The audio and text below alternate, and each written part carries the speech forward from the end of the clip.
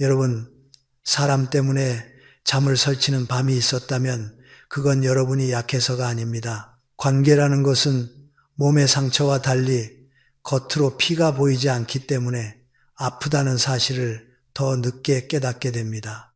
더구나 나이가 들수록 우리는 사람을 좋게 보려는 마음이 몸에 배어 있습니다. 오래 알고 지냈다는 이유로, 이웃이라는 이유로, 같은 모임이라는 이유로 괜히 불편한 말을 꺼냈다가 사이가 틀어질까봐 참고 넘깁니다.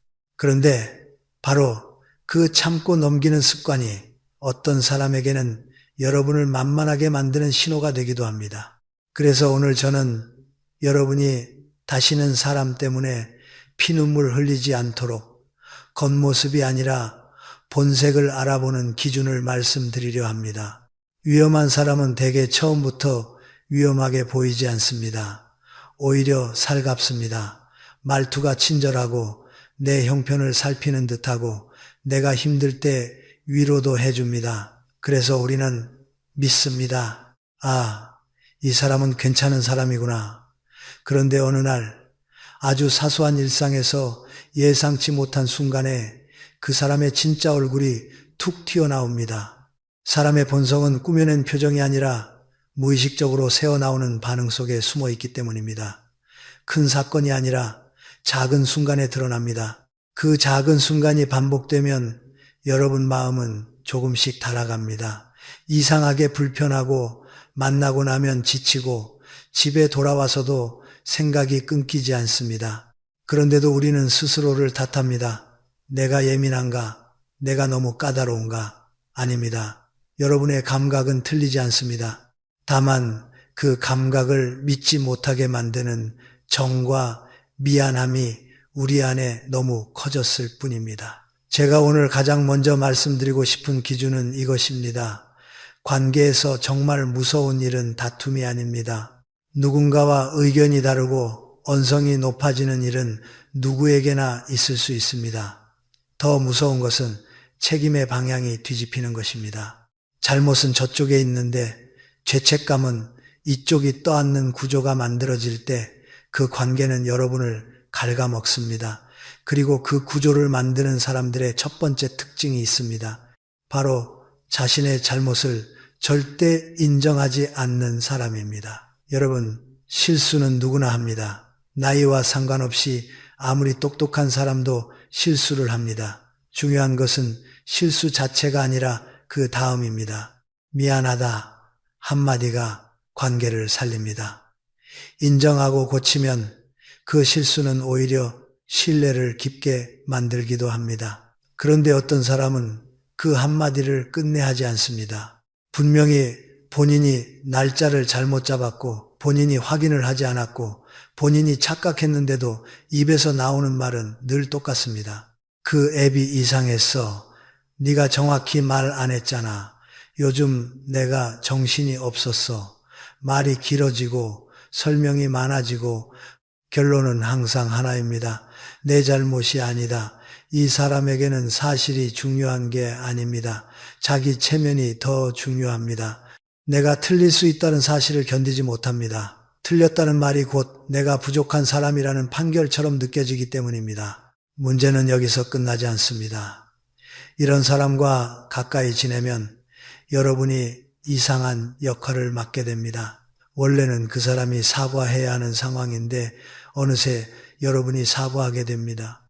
내가 좀 더 확인했어야 했는데 내가 괜히 말했나 이런 말이 입에서 나오기 시작합니다.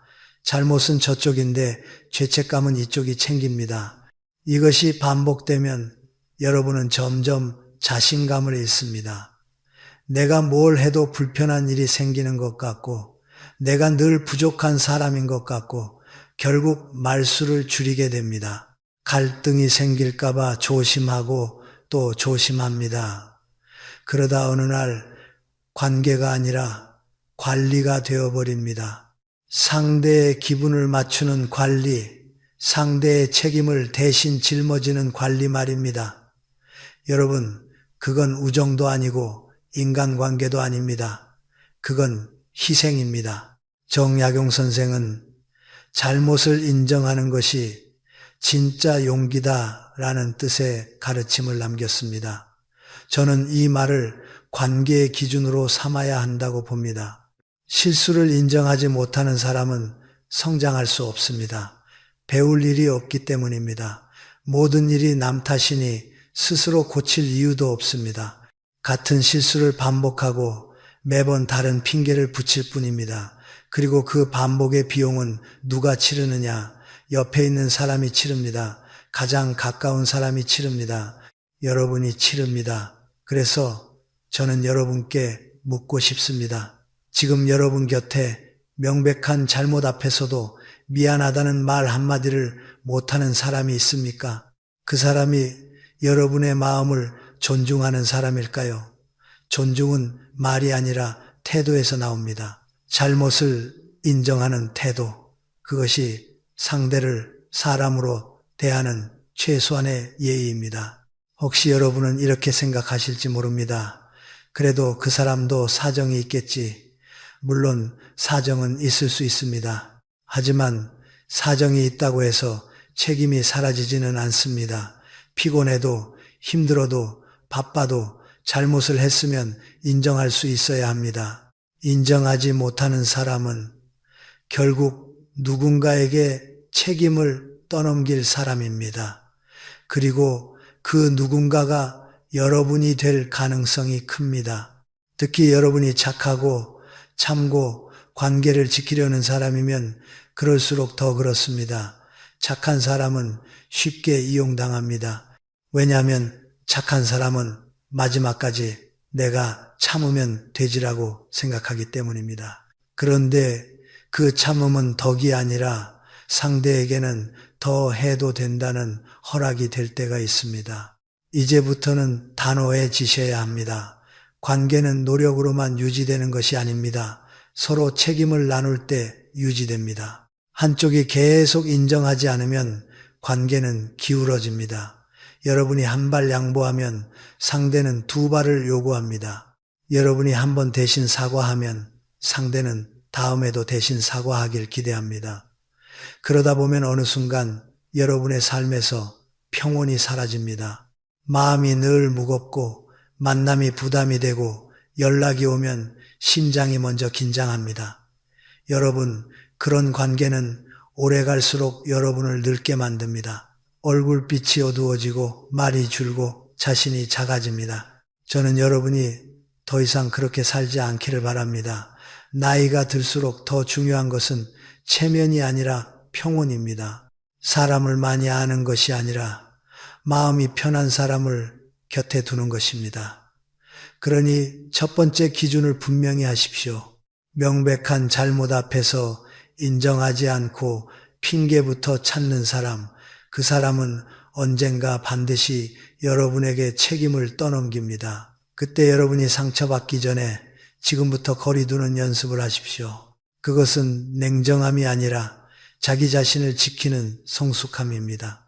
여러분은 누군가의 감정과 책임을 대신 처리하라고 태어난 사람이 아닙니다. 여러분은 존중받을 자격이 있는 사람입니다. 그 사실을 오늘부터는 잊지 마십시오. 여러분, 사람을 볼 때 가장 정확한 기준은 그 사람이 나에게 잘하느냐가 아닙니다. 그 사람이 타인의 사정을 어떻게 다루는가입니다. 특히 남의 약점, 남의 고민, 남의 비밀을 손에 쥐었을 때 그 사람의 인격이 드러납니다. 오늘은 두 번째로 멀리해야 할 유형, 남의 비밀을 함부로 말하고 다니는 사람에 대해 말씀드리겠습니다. 이건 겉으로는 친절하고 따뜻해 보여도 속으로는 관계를 깨뜨리는 가장 위험한 습관입니다. 왜냐하면 비밀이란 것은 한번 새어나가면 다시는 원래 자리로 돌아오지 않기 때문입니다. 우리는 살면서 누구나 마음이 무너지는 순간이 있습니다. 가족 문제, 자식 문제, 건강 문제, 돈 문제, 이런 이야기는 아무에게나 꺼낼 수 없습니다. 그래서 어렵게 한 사람을 선택합니다. 너한테만 말하는 거야. 정말 부탁인데 비밀로 해줘. 그 말 속에는 단순한 정보 전달이 아니라 신뢰를 맡기는 마음이 들어 있습니다. 그런데 어떤 사람은 그 신뢰를 관심을 끄는 재료로 바꿔버립니다. 아주 자연스럽게, 아주 가볍게요. 걱정돼서 조언을 구하려고, 나쁜 뜻이 아니라 이렇게 말하면서요. 하지만 여러분, 비밀을 흘리는 순간부터 이미 나쁜 뜻이 시작된 겁니다. 뜻이 나쁘냐 좋으냐가 중요한 게 아닙니다. 결과가 상대를 다치게 하면 그건 나쁜 행동입니다. 비밀을 퍼뜨리는 사람들의 특징이 하나 있습니다. 말이 길고 설명이 많습니다. 정작 중요한 핵심, 미안해는 빠져 있습니다. 한 명한테만 살짝 물어봤어 라고 하지만 며칠 후 보면 그 한 명이 둘이 되고 셋이 되고 어느새 동네 전체가 압니다. 그리고 그 과정에서 비밀은 변형됩니다. 원래는 명절 준비로 말다툼이 있었다가 며느리가 시어머니를 무시한다가 됩니다. 심지어 없던 말이 붙고 감정이 과장되고 누군가의 상상이 사실인 것처럼 굳어집니다. 이렇게 되면 가장 고통받는 사람은 누구입니까? 비밀을 털어놓은 당사자입니다. 마음이 무너져서 어렵게 꺼낸 이야기가 하루아침에 남의 입에서 가십이 되어 돌아오니까요. 왜 이런 일이 생길까요? 어떤 사람은 타인의 비밀을 지키는 것을 무거운 일로 느낍니다. 반면 어떤 사람은 타인의 비밀을 가벼운 소재로 느낍니다. 여기서 인간의 차이가 납니다. 비밀을 무겁게 여기는 사람은 상대의 마음을 먼저 생각합니다. 이 이야기는 그 사람에게 아픈 이야기다. 내가 지켜야 한다. 이렇게 느낍니다. 하지만 비밀을 가볍게 여기는 사람은 다르게 느낍니다. 이 이야기하면 사람들이 나를 주목하겠지. 내가 정보가 많은 사람으로 보이겠지. 결국 비밀은 그들에게 자기 존재감을 높이는 도구가 됩니다. 여러분이 꼭 기억하셔야 할 문장이 있습니다. 남의 비밀을 여러분에게 쉽게 말하는 사람은 여러분의 비밀도 쉽게 말합니다. 이것은 예외가 거의 없습니다. 처음에는 달콤하게 말합니다. 나는 너한테만 말하는 거야. 그런데 그 말이 사실이라면 왜 굳이 너한테만이라는 말을 강조할까요? 진짜로 비밀을 지키는 사람은 오히려 조용합니다. 말이 없습니다. 묻지 않으면 꺼내지 않습니다. 반대로 입이 가벼운 사람은 나만 아는 이야기라는 포장지로 관심을 끕니다. 그리고 그 포장지를 뜯는 순간 그 비밀은 이미 안전하지 않습니다. 정약용 선생은 제자들에게 비밀을 지키는 것이 신의 시작이다라는 뜻의 가르침을 강조하셨습니다. 저는 이 말을 인간관계의 핵심으로 봅니다. 신의 신의는 거창한 약속에서 생기는 게 아닙니다. 아주 작은 말 한마디를 지키는 데서 시작됩니다. 남의 사정 하나를 지켜주는 것, 그게 사람이 사람을 존중하는 기본입니다. 비밀을 지키지 못하는 사람은 결국 사람을 존중하지 못하는 사람입니다. 그 사람은 여러분을 사랑해서 말을 퍼뜨리는 게 아닙니다. 여러분을 돕기 위해서도 아닙니다. 단지 자신의 입과 감정을 통제하지 못할 뿐입니다. 그리고 통제하지 못하는 사람은 언젠가 여러분 삶을 통제하려 들 가능성도 큽니다. 그렇다면 우리는 어떻게 해야 할까요? 여기서 중요한 것은 따지기가 아니라 경계입니다. 그 사람을 붙잡고 싸워도 비밀은 이미 나갔습니다. 그 사람에게 화를 내도 그 사람은 이렇게 말할 겁니다. 내가 뭘 그렇게 큰 잘못했어? 너무 예민한 거 아니야? 바로 이것이 문제입니다. 타인의 마음을 다치게 해놓고도 그 다침을 이해하지 못하는 사람이라는 증거입니다. 그러니 여러분이 할 일은 간단합니다. 마음을 닫으십시오. 정보를 주지 마십시오. 사적인 이야기를 줄이십시오. 거리를 두십시오. 깊은 관계를 맺지 마십시오. 관계는 유지하되 깊이를 조절하는 겁니다. 여러분, 나이가 들수록 관계의 양보다 질이 중요해집니다. 전화 몇 통이 중요한 게 아닙니다. 만나서 웃는 얼굴이 중요한 게 아닙니다. 진짜 중요한 것은 여러분이 힘들 때 내 이야기가 안전하게 머무를 사람이 있는가입니다. 비밀을 지키는 사람은 결국 여러분의 마음을 지키는 사람입니다. 그런 사람은 드뭅니다.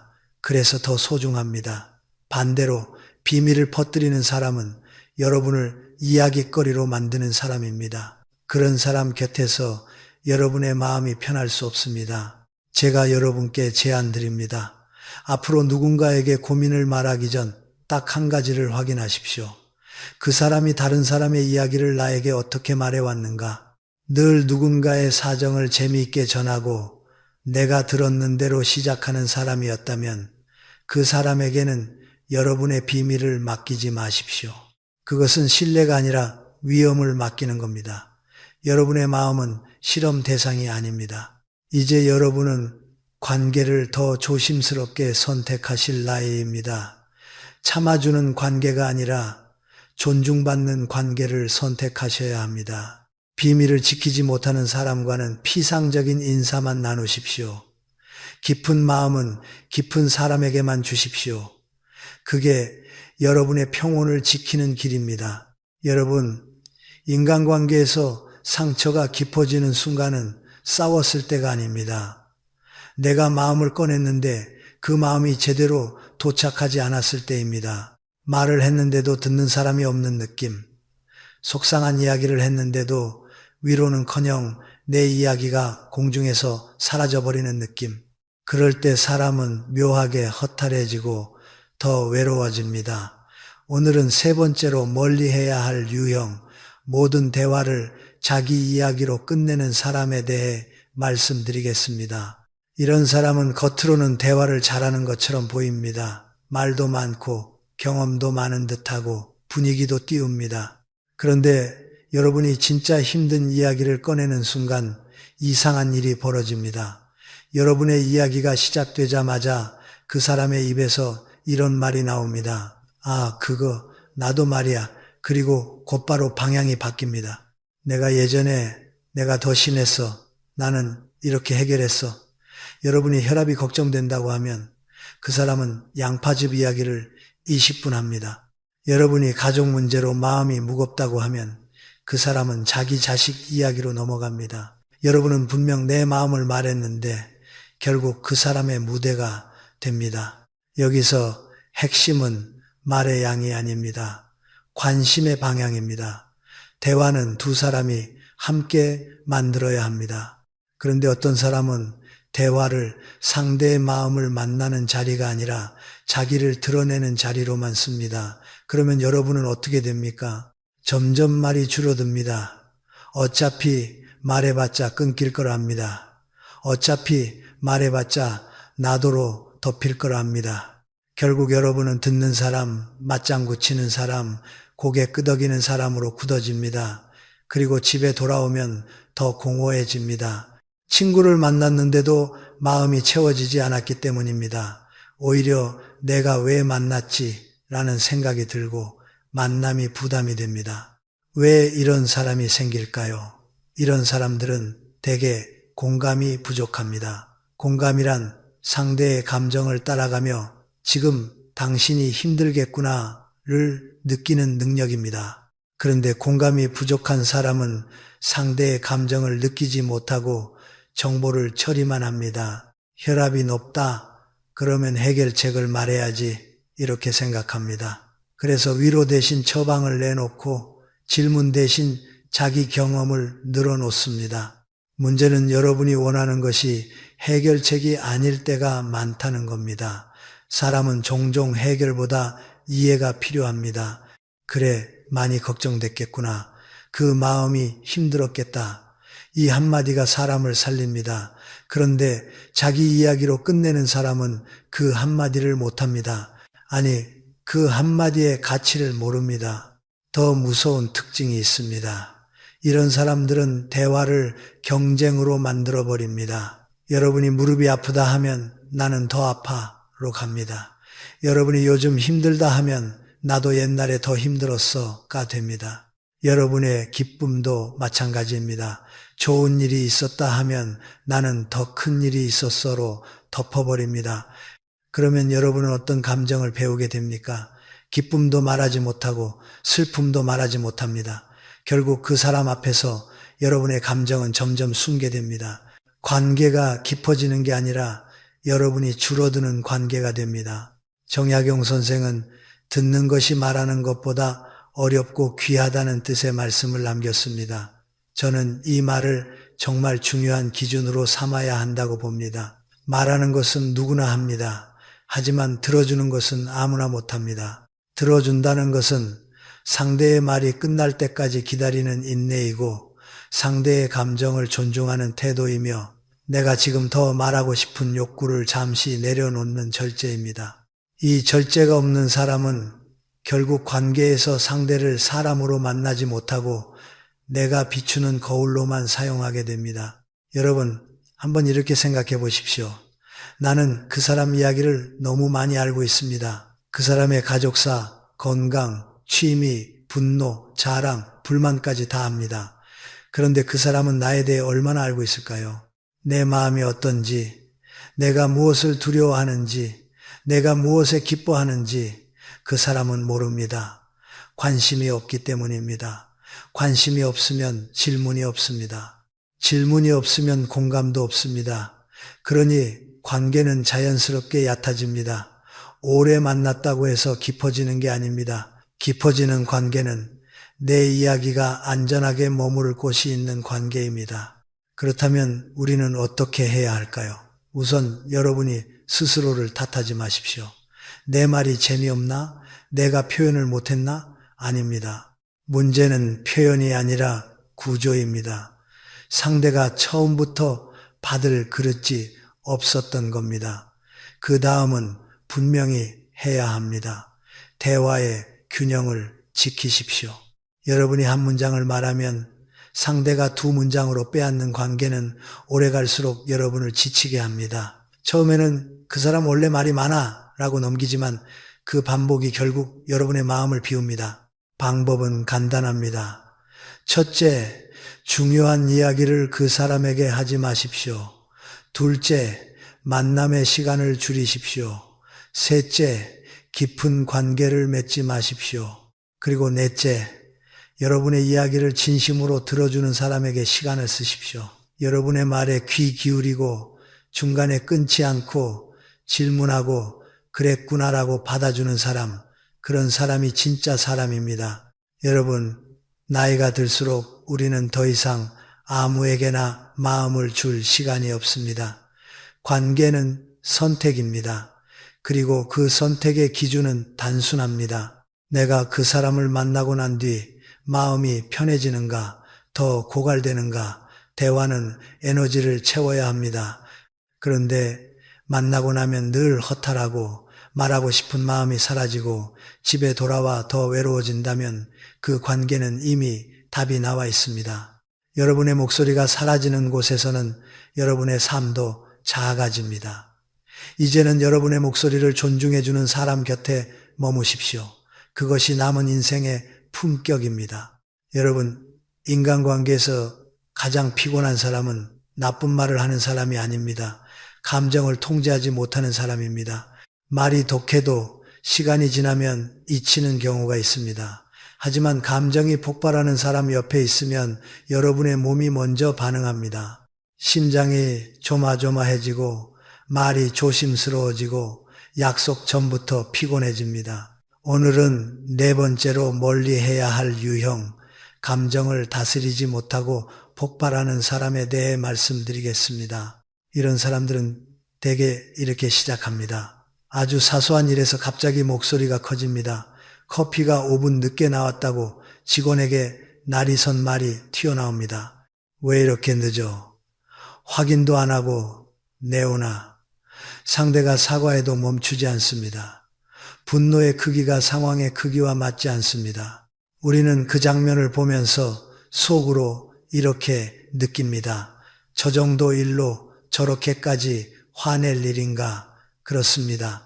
화낼 일이 아닙니다. 그런데도 화를 냅니다. 왜냐하면 그 분노는 지금 눈앞의 커피 때문이 아니라 그 사람 안에 쌓여있던 불안과 좌절이 밖으로 터지는 방식이기 때문입니다. 여러분, 분노는 종종 상황을 핑계로 삼습니다. 진짜 원인은 내면에 있는데 표면에서는 외부 탓을 합니다. 그래서 이런 사람들은 같은 패턴을 반복합니다. 음식이 늦어도 화, 길이 막혀도 화, 누군가가 실수해도 화, 심지어 자신이 조금 불편해도 화입니다. 그때 옆에 있는 사람은 어떤 역할을 하게 될까요? 감정의 방파제가 됩니다. 괜찮아. 그럴 수도 있지. 그만해. 창피해. 이렇게 달래고 수습합니다. 처음에는 친구니까, 가족이니까 하며 넘깁니다. 하지만 시간이 지나면 여러분이 더 먼저 지칩니다. 왜냐하면 여러분은 늘 긴장 상태로 살아야 하기 때문입니다. 감정을 폭발하는 사람과 가까이 있으면 관계는 자연스럽게 눈치 게임이 됩니다. 오늘은 기분이 어떤지, 이 말을 하면 화를 낼지, 저 행동을 하면 삐질지, 여러분의 머릿속에 늘 계산이 돌아갑니다. 대화의 내용보다 분위기를 먼저 읽게 됩니다. 그런데 여러분, 이건 정상적인 관계가 아닙니다. 관계는 편안함 위에 세워져야 합니다. 그런데 그 사람 때문에 늘 긴장해야 한다면 그건 이미 여러분의 평온을 침범하는 관계입니다. 또 한 가지, 우리가 흔히 속는 지점이 있습니다. 그래도 나한테는 화를 안 내 라고 말하는 경우입니다. 여러분, 그건 안전하다는 뜻이 아닙니다. 그 사람의 분노는 언제든 방향이 바뀔 수 있는 것입니다. 오늘은 직원에게, 내일은 다른 친구에게, 그 다음은 결국 가장 가까운 사람에게 향합니다. 감정을 조절하지 못하는 사람은 상황에 따라 화살을 쏘는 것이지 원칙에 따라 멈추는 사람이 아닙니다. 그러니 나에게는 아직 안 그랬다는 말은 아직 내 차례가 안 왔다에 가깝습니다. 정약용 선생은 화를 다스리지 못하는 자는 스스로를 다스리지 못한다는 뜻으로 경계하셨습니다. 저는 이 말이 관계의 본질을 찌른다고 생각합니다. 자기 자신도 다스리지 못하는 사람이 어떻게 타인과 건강한 관계를 맺겠습니까? 감정 조절은 인간관계의 기본입니다. 특히 나이가 들수록 감정 조절은 품격입니다. 큰 소리를 낸다고 권위가 생기는 게 아닙니다. 오히려 자기 감정을 다룰 줄 아는 사람이 진짜 강한 사람입니다. 여러분이 조심해야 할 것은 큰 분노만이 아닙니다. 침묵으로 벌을 주는 분노도 있습니다. 겉으로는 조용하지만 표정이 굳고 말을 끊고 1시간이고 2시간이고 분위기를 얼립니다. 옆에 있는 사람은 어떻게 됩니까? 계속 불안합니다. 내가 뭘 잘못했나? 언제 풀리나? 하며 눈치를 봅니다. 이것도 폭력입니다. 소리 지르는 폭력과 침묵으로 조종하는 폭력은 형태만 다를 뿐 결과는 같습니다. 상대를 불안하게 만들고 자존감을 깎고 관계를 지배합니다. 여러분, 중요한 건 이것입니다. 여러분은 누군가의 감정 쓰레기통이 아닙니다. 상대가 스트레스를 받는다고 해서 여러분이 그 분노를 받아줄 의무는 없습니다. 상대가 기분이 나쁘다고 해서 여러분이 하루 종일 죄인이 될 이유도 없습니다. 관계는 서로를 편안하게 해야 합니다. 그런데 한쪽이 감정을 폭발하거나 침묵으로 벌을 주며 상대를 흔든다면 그 관계는 이미 건강하지 않습니다. 그럼 우리는 어떻게 해야 할까요? 먼저 여러분 스스로의 기준을 세우셔야 합니다. 나는 소리 지르는 사람과는 오래 못 지낸다. 나는 침묵으로 상대를 벌주는 사람과는 깊게 관계 맺지 않는다. 이 기준을 마음속에 분명히 두십시오. 그리고 두 번째, 그 사람이 감정을 폭발할 때 여러분이 수습 역할을 자동으로 맡지 마십시오. 물론 당장 그 자리에서 분위기를 살려야 하는 상황도 있을 수 있습니다. 하지만 반복적으로 여러분이 수습하면 그 사람은 더 쉽게 폭발합니다. 어차피 누군가가 정리해 주니까라는 학습이 생기기 때문입니다. 세 번째, 가능하면 거리를 두십시오. 시간과 만남의 빈도를 조절하십시오. 여러분의 삶에는 평온이 필요합니다. 우리는 남은 인생에서 더 이상 긴장 속에 살 이유가 없습니다. 늘 눈치 보며 만나는 관계보다 혼자 편안한 시간이 훨씬 낫습니다. 혼자가 외로운 게 아니라 불안한 관계가 사람을 더 외롭게 만듭니다. 여러분, 관계는 결국 삶의 온도를 결정합니다. 누군가와 만나고 난 뒤 마음이 따뜻해지는가 아니면 오히려 얼어붙는가. 감정을 통제하지 못하는 사람은 주변의 온도를 낮춥니다. 그 옆에 있으면 여러분도 점점 차가워지고 지치고 조심스러워집니다. 그러니 이제는 여러분의 평온을 우선하십시오. 평온은 사치가 아니라 인생의 마지막까지 지켜야 할 가장 중요한 자산입니다. 감정 폭발로 여러분의 하루를 망치는 사람과는 거리를 두십시오. 여러분의 마음을 지키십시오. 여러분, 사람을 판단할 때 우리는 흔히 큰 자리에서 어떻게 행동하느냐를 봅니다. 직장에서 성과를 내는지, 모임에서 리더를 잘하는지, 말이 조리 있는지. 그런데 진짜 본성은 큰 자리보다 아주 작은 자리에서 더 선명하게 드러납니다. 왜냐하면 큰 자리에서는 누구나 보이는 눈을 의식하기 때문입니다. 반면 작은 자리에서는 방심합니다. 그래서 오늘은 5번째로 멀리 해야 할 유형, 사소한 역할만 맡아도 갑자기 군림하려 드는 사람을 말씀드리겠습니다. 이 유형은 처음엔 추진력 있다, 야무지다로 포장되지만 시간이 지나면 주변 사람을 숨막히게 만듭니다. 처음에는 고맙게 시작됩니다. 누군가 귀찮은 일을 맡겠다고 나섭니다. 회비관리, 단톡방 공지, 일정 조율, 엑셀 정리. 사실 이런 일은 다들 하기 싫어합니다. 누군가 해주면 편합니다. 그래서 우리는 칭찬합니다. 아유, 고맙다. 덕분에 편하다. 그런데 문제는 그 다음 달부터 시작됩니다. 맡은 일의 범위를 넘어섭니다. 관리가 통제가 되고 도움은 지배로 변합니다. 누가 의견을 내면 그건 제가 판단할게요 라고 말합니다.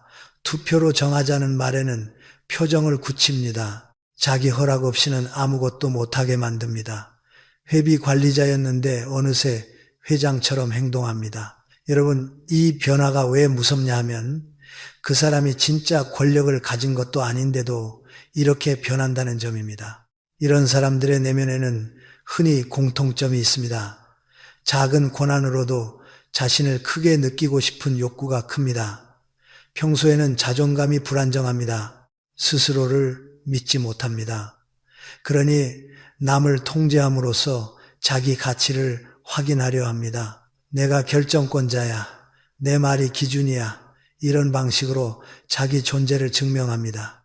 겉으로는 단호함처럼 보일 수 있지만 본질은 단호함이 아니라 열등감의 보상 행동입니다.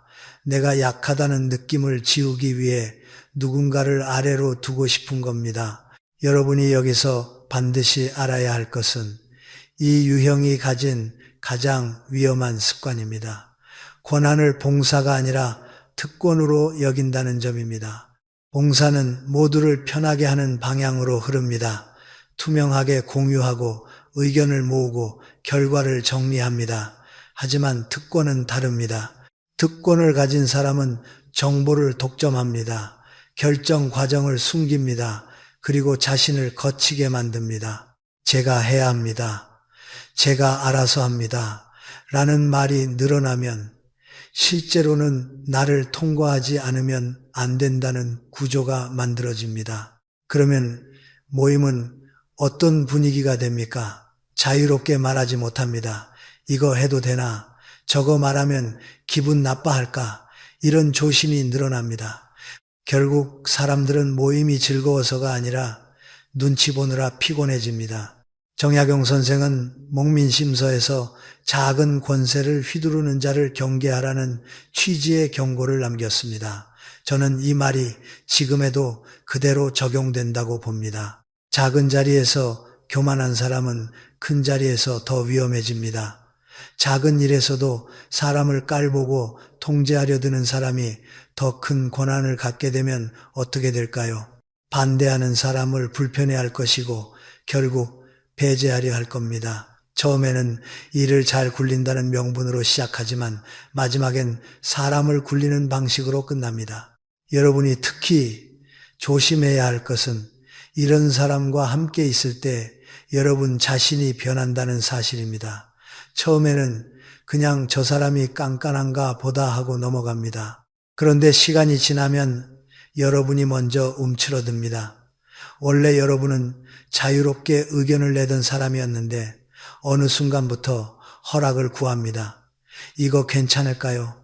그럼 어떻게 하면 좋을까요? 이렇게요. 여러분의 주체성이 조금씩 줄어듭니다. 그리고 관계가 오래될수록 그 줄어듦은 습관이 됩니다. 여러분, 이것이 가장 무섭습니다. 사람 하나 때문에 여러분의 태도가 바뀌고 여러분의 성격이 바뀌고 여러분의 삶의 크기가 작아지는 것, 그건 결코 가볍게 볼 문제가 아닙니다. 그럼 우리는 어떻게 해야 할까요? 첫째, 초기 신호를 놓치지 마십시오. 누군가 작은 역할을 맡자마자 말투가 달라지고 결정권을 독점하고 의견을 맡고 내가 수고하니까 내 말대로 라는 태도를 보인다면 그건 능력이 아니라 경고입니다. 둘째, 기준을 세우십시오. 이건 함께 결정합시다. 정보는 공유합시다. 투표로 정합시다. 이 말에 과민하게 반응한다면 그 사람은 협업이 아니라 지배를 원하는 겁니다. 셋째, 가능하면 거리를 두십시오. 여러분이 그 사람을 바꾸려 애쓰지 마십시오. 권력에 취한 사람은 쉽게 바뀌지 않습니다. 오히려 여러분이 지칩니다. 넷째, 여러분 자신을 확인하십시오. 그 사람을 만나고 난 뒤 내가 자꾸 작아지는지, 말이 줄어드는지, 눈치를 보게 되는지, 그렇다면 이미 답은 나와 있습니다. 관계는 편안해야 합니다. 모임은 즐거워야 합니다. 작은 역할 때문에 숨 막히는 분위기가 만들어진다면 그건 더 이상 건강한 공동체가 아닙니다. 여러분, 삶의 후반부에는 누가 나를 끌어올려 주는가만큼 누가 나를 작아지게 만드는가를 더 정확히 봐야 합니다.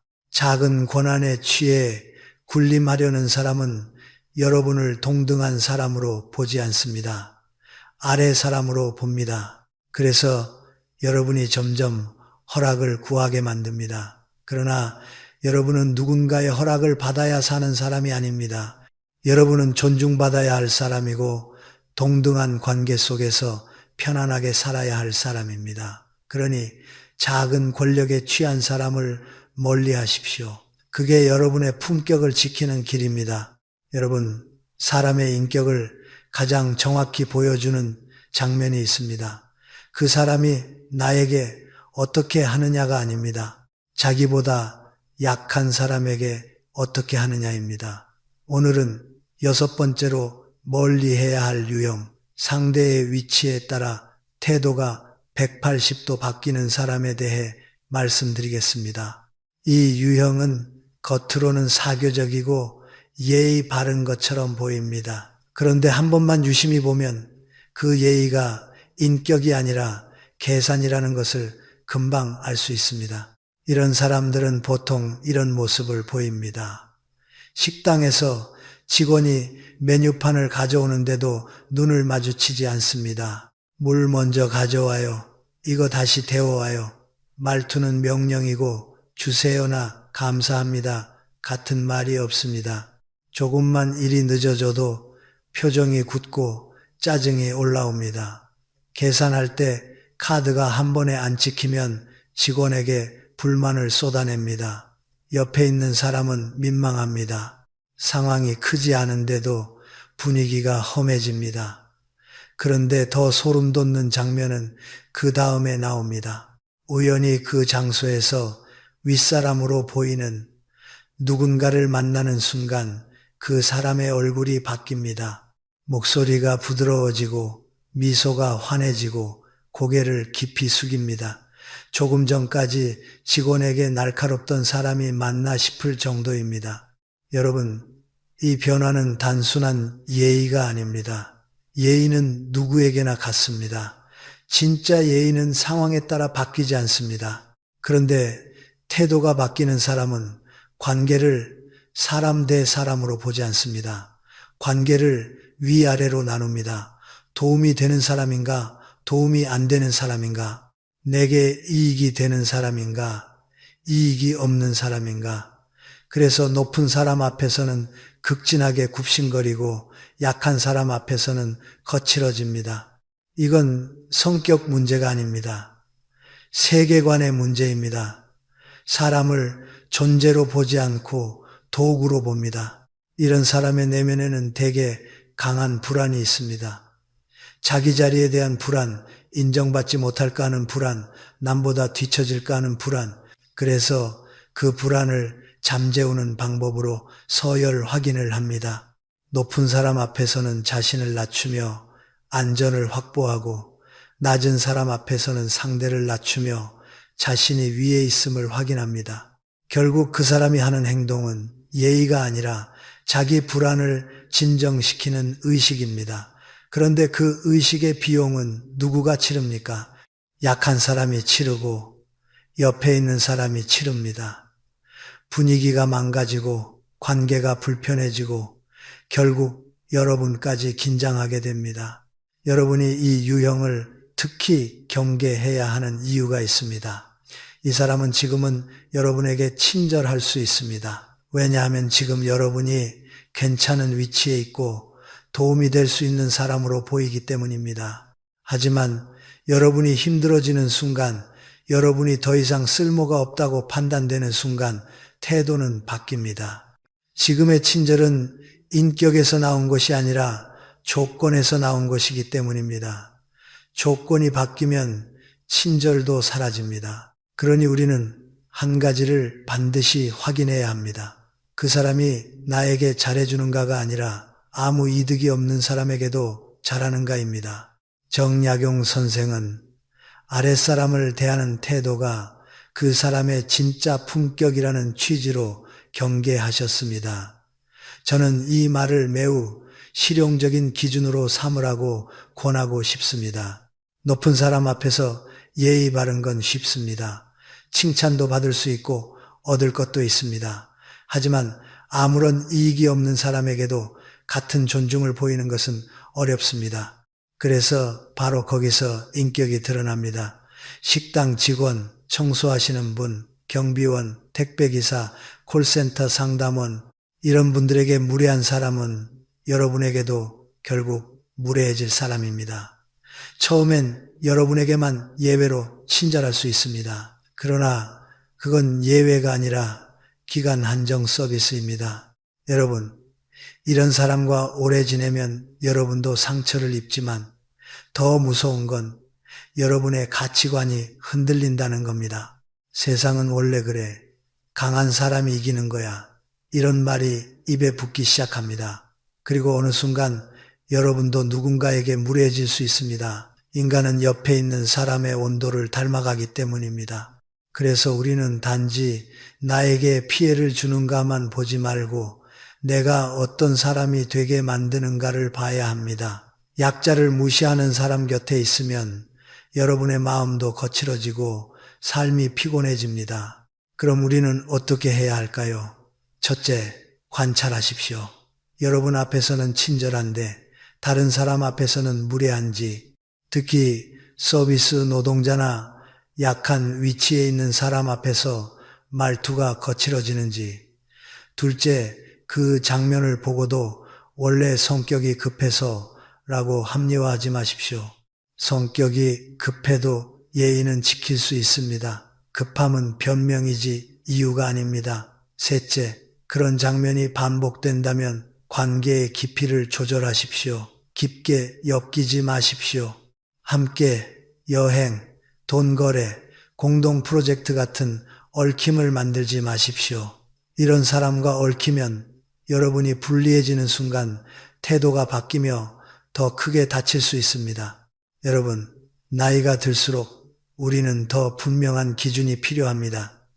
사람의 품격은 학력이나 직함이 아니라 약자를 대하는 방식에 있습니다. 여러분을 진짜로 존중하는 사람은 여러분 앞에서만 예의 바른 사람이 아닙니다. 누구에게나 같은 존중을 보입니다. 그런 사람과 함께 있을 때 여러분의 마음도 안전합니다. 반대로 위치에 따라 태도가 바뀌는 사람은 관계를 사람으로 맺는 게 아니라 계산으로 맺습니다.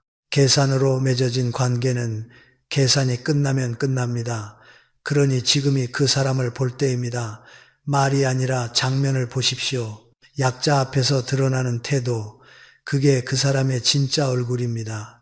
여러분, 사람의 진심은 잘해줄 때보다 거절했을 때 더 선명하게 드러납니다. 기분 좋을 때 친절한 건 어렵지 않습니다. 문제는 상대가 원하는 대로 되지 않을 때입니다.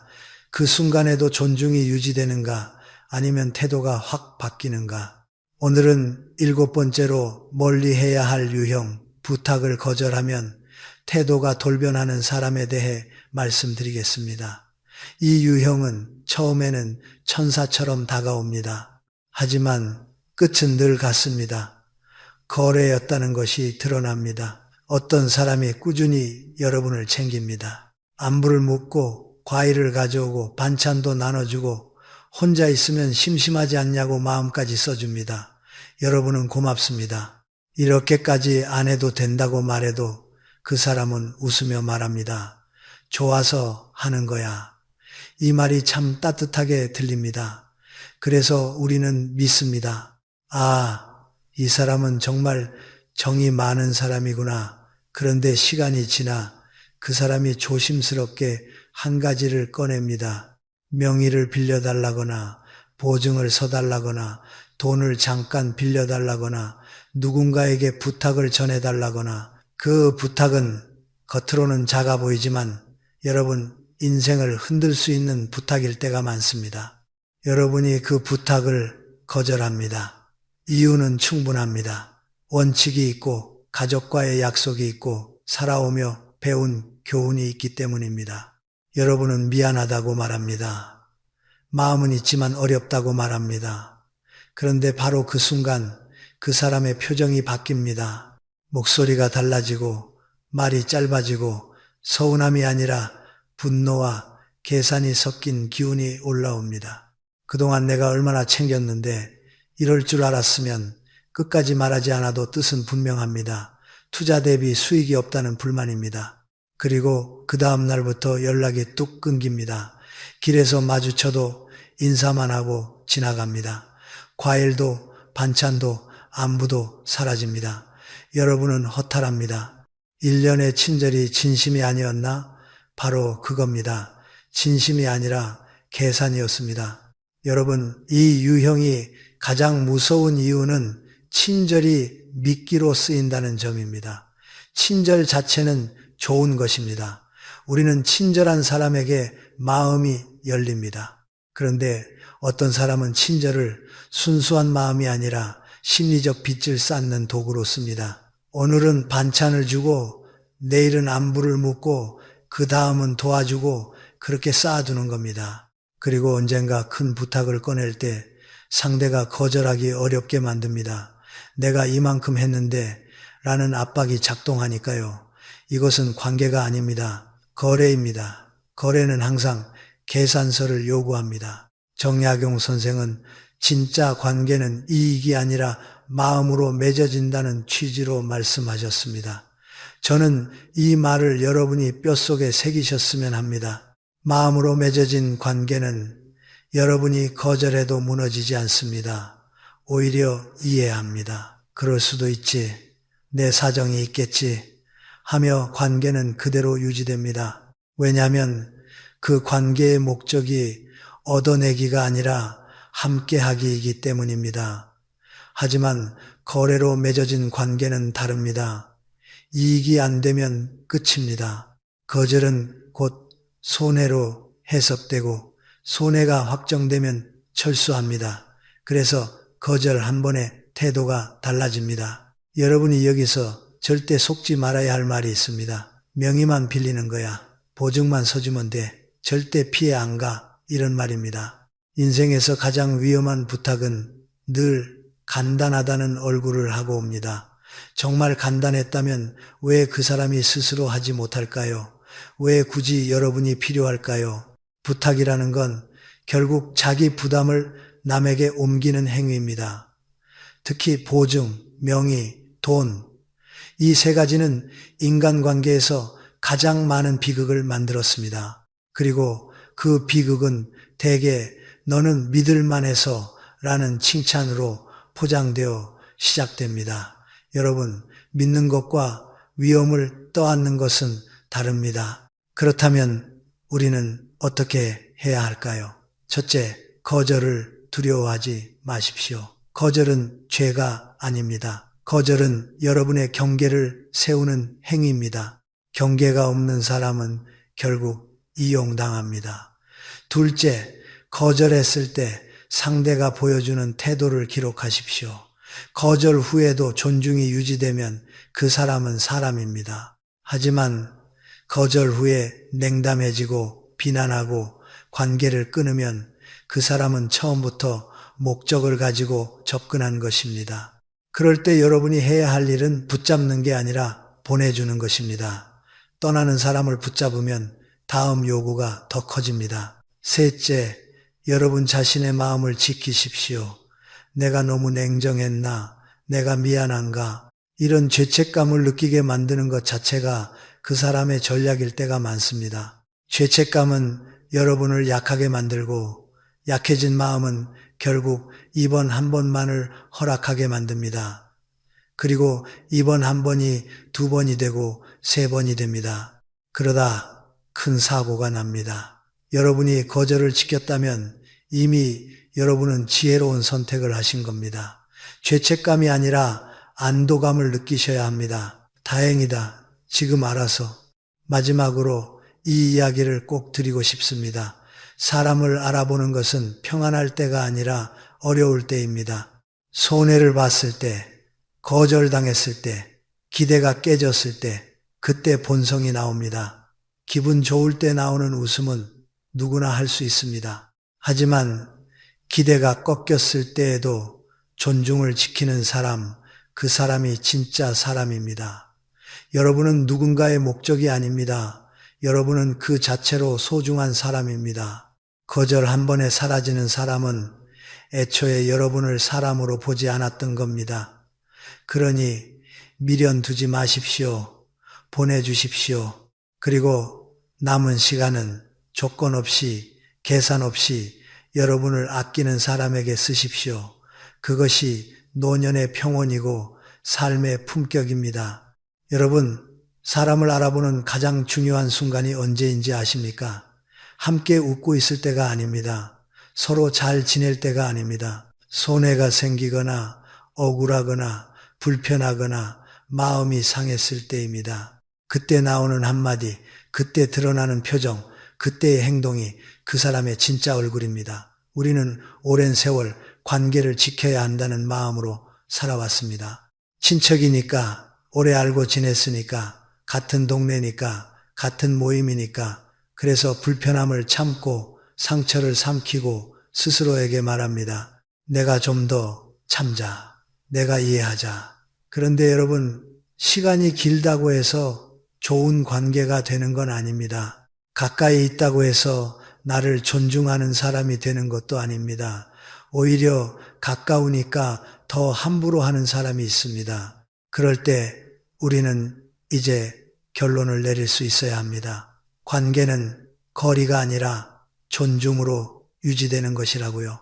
오늘 우리는 7가지 행동을 통해 즉시 거리를 둬야 할 사람의 모습을 보았습니다. 잘못을 인정하지 않고 남 탓으로 빠지는 사람, 남의 비밀을 퍼뜨리는 사람, 대화를 늘 자기 이야기로 끝내는 사람, 감정을 폭발시키거나 침묵으로 벌주는 사람, 작은 권한에 취해 타인을 통제하려는 사람, 상대 지위에 따라 태도가 바뀌는 사람, 거절하면 돌변하는 사람, 이 7가지는 서로 다르게 보이지만 뿌리는 하나입니다. 상대를 사람으로 보지 않는 태도입니다.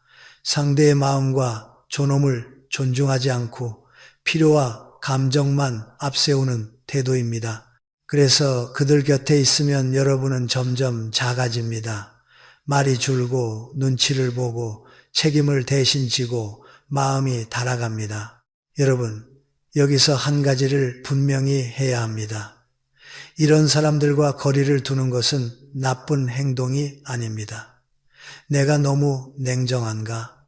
내가 너무 예민한가? 라고 자신을 의심하지 마십시오. 오히려 그것은 나 자신을 사랑하고 보호하려는 책임감 있는 행동입니다. 우리는 젊을 때 관계를 넓히는 데 에너지를 씁니다. 하지만 나이가 들수록 관계를 줄이고 다듬는 데 지혜를 씁니다. 관계의 숫자를 늘리는 것이 인생의 목표가 아닙니다.